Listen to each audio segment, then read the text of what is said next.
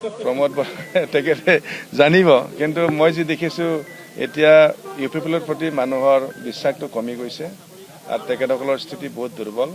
আৰু ৰাইজে ইতিমধ্যে বহুত ইউ পি পি এলৰ কৰ্মীসকল নেতাসকল ইতিমধ্যে আমাক যোগাযোগ কৰিছে, আমাৰ লগত জইন কৰিবৰ কাৰণে আগবাঢ়ি আহিছে। তো এইবিলাক চব হৈ যোৱাৰ পিছত মই ভাবোঁ ইউ পি পি এলৰ ষ্ট্ৰেংথটো বহুত কমি যাব। আৰু যোৱাবাৰ ৰিজাল্টটোৱে কয়, চৰকাৰ চলি থকা সময়ত তেওঁলোকে যিহেতু যোৱাবাৰ ইলেকশ্যন খেলিছিল, এই ইলেকশ্যনত মাত্ৰ 7খন চিট পাইছে। আৰু যোৱাবাৰ তেখেতসকলে কৈ আছিল যে একেবাৰে অকলে 28টা ল'ব, 30টা ল'ব, 25টা ল'ব। আমিও যিহেতু চৰকাৰ নাথাকা দলৰ মানুহ হিচাপে আমিও ভয় খাইছিলোঁ, সঁচাকৈ ইউ পি পি এলত কিবা যাদু আছে নেকি, কিবা হ'ব নেকি। কিন্তু উল্টাই হ'ল, এতিয়া বিশ্বাস আহি গ'ল যে সঁচাকৈ তেখেতসকলৰ কথা কোৱা আৰু কামৰ ক্ষেত্ৰত নিশ্চয় পাৰ্থক্য আছে, যাৰ ফলত 30টাকৈ 7টা পাইছে। এনেকুৱা লাগে আৰু মোৰ। জিৰ'টো হয়তো ৰাইজেহে ক'ব, মই কি ক'ম না, মই ক'ব পৰা বস্তু নহয়, ৰাইজে ক'ব, ৰাইজে যি কৰিব এইটোৱে হ'ব।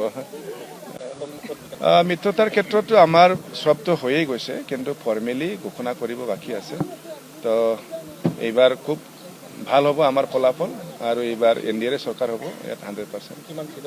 চিটটোতো এতিয়া ফৰ্মেল এইটো হোৱা নাই, ডিছকাশ্যন চলি আছে, কেতিয়াবা মিডিয়াবিলাক ওলাই আছে, নিশ্চয় কম বেছি কিবা এটা হ'ব আৰু। কিন্তু কোনোবা দল যে অকলেই ল'ব এনেকুৱা নহয়, অলপ তেনেকুৱা থাকিবই। দলৰতো চবৰে অধিকাৰ আছে, তেখেতসকল দিব, 15টাও খেলিব পাৰে, বাহিৰতো দিব পাৰে, তেখেতসকলে খেলক, আমাৰ ক'বলগীয়া নাই।